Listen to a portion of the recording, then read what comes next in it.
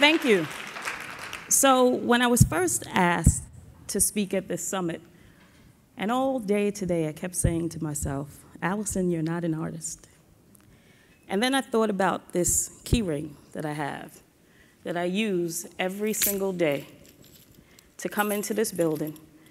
And these are my paint sticks, my paint brushes. My mind and my heart is my easel and the colors. And the third floor is my canvas. And the opportunities that I get to create for young people every single day who are the most marginalized in our educational system to go on to colleges and careers of their choice because I love them and nothing more. I was once that child who everyone gave up on. When I started my educational career in public school, I grew up in Bensonhurst, but there's a project in the middle, a public housing project in the middle of Bensonhurst. And I was placed into honors classes simply because I was cute, and I was small, and I was quieter than many of my black classmates. So I was allowed to go into classes with white students. No one looked like me. No one sounded like me. My black peers made fun of me. So I decided to turn to the streets when I got into high school. Fell in love with a drug dealer and ended up with a contract out on my life. And I had to move to the state of Vermont at 16 years old. And when I got to Burlington, Vermont,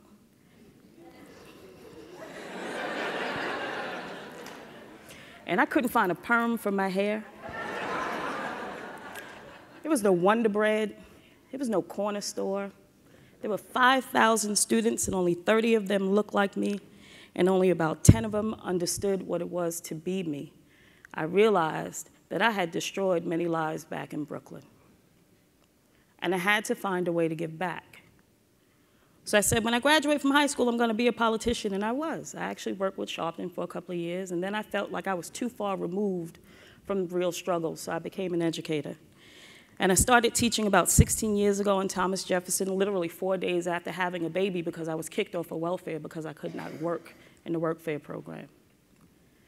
And then I had the opportunity to form and develop Research and Service High School 3 years ago. When I designed the school, the original name was going to be Tuskegee Academy, but I was told it could not be named Tuskegee because of the syphilis experiment the government conducted on black men in Tuskegee, Alabama. But I said, you cannot take the spirit, because I designed it after Booker T. Washington and what he did with Tuskegee University. Purposeful education, purposeful research, and purposeful service. So the young people in my building will be purposefully educated to go out into their communities and make and effect change. The research that our young people take part in is what is happening in our communities and how I need them to understand that it is abnormal what it is they're seeing. But more importantly, they must provide a service for the people in their communities. I think that people say, you know, Farrington, you're a principal, you need to get out of Bed-Stuy. And I said, why? There's a little girl who lives next door to me who's in foster care, and she needs to see that I get up and go to work every single day. People say, Allison, you need to move your mother out of the projects, and I say, why?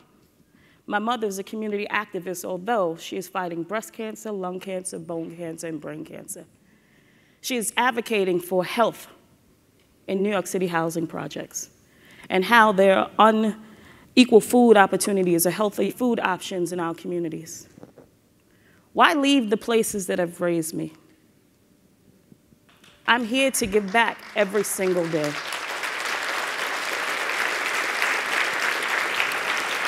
When I think about our young people and the home visits that my staff do, and I'm glad that my staff is here to join me because you don't know, you guys are giving me courage. We do home visits about 3 times a year. And the conditions that our young people live in, you guys would not believe. So when people talk about changing education, I don't think that we need to change education. I think we need to change the societies and the structures and the systems around education. Because when I think about it, I know that there is nothing wrong with my students, nor is there anything wrong with my teachers. There is something wrong with the system surrounding them. When I can go into a public housing project and the metal door that is to guard the apartment is off the hinges. And the children that are there are protected by a pit bull. And I am expected to get this young person to graduate from high school in 2 years with 44 credits, 5 Regents exams, and some skills. But this kid can't sleep at night. So I'm inspired to come here every day and provide fresh fruit and vegetables to my children all day long. I'm inspired to open up a home economics room on the 3rd floor that the Department of Education won't even give me money to hook up a wash machine. My children come here every single day, 6 days a week, and I promise you if I opened the building today, they would be here. Because they know that when they come to the 3rd floor that they will have a clean, safe, fun place that will provide them with opportunities that they will never know. When I have young people tell me on the science regions, Miss, I don't understand what this question is asking me because it's asking me about mowing a lawn. And I realize that when you're in the projects, there are no lawns for you to mow. So why not take them skiing? So when they're reading books about being on slopes, they know exactly what the book is saying. Why not take them to see Broadway shows? Why not take them just simply to Prospect Park, because many of them live in Brooklyn and have never been there before? Why not take them on scavenger hunts throughout Bedford-Stuyvesant so they can understand exactly what this community has to offer?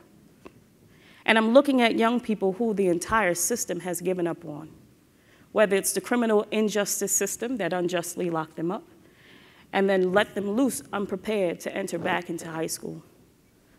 Whether it's looking at students who are in foster care, students who themselves are parents, students who are raising their own parents, students who are raising their siblings, students who are suffering with cancer, students who have been bullied, students who the entire world has given up on.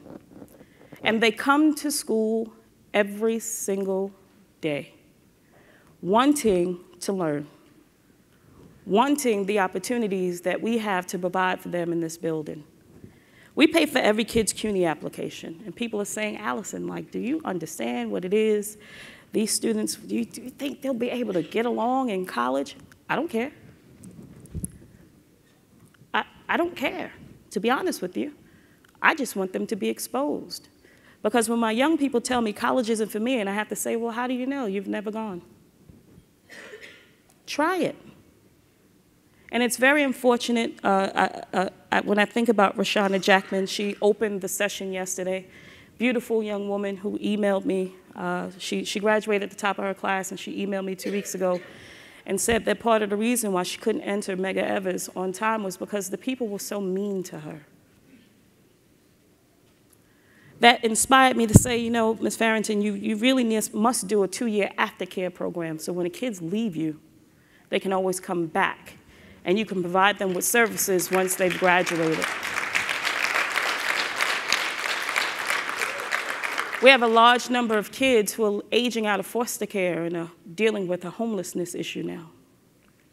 But I'm to inspire them to come every day, sit in classrooms in school for 6 hours and 50 minutes, be spoken to by teachers, be lectured to, be told that you must be great. And they're like, where will I sleep tomorrow? So if you ask me as a principal, what are some of the best things that we can do for education? If you ask me what are the best things that we can do for students, I'm going to tell you, love them. Love them harder than they love themselves. Push them further than they ever thought that they could ever go. Expose them to everything. And some of the simplest things that we take for granted, I promise you, they haven't had that exposure to what the real world is. Because when they leave their block, they go to a block that looks exactly like their block, with a liquor store, a corner store, and a Chinese restaurant, over and over again. They have no idea what it means to travel into Manhattan and walk around and be free. They have no idea what it means to walk through Central Park. I remember I once took kids to Columbia University, and we used MetroCards, and the kids thought that they had left the state. Our young people have no clue of the opportunities that are out there for them. So your mission and your charge is to show them. Thank you.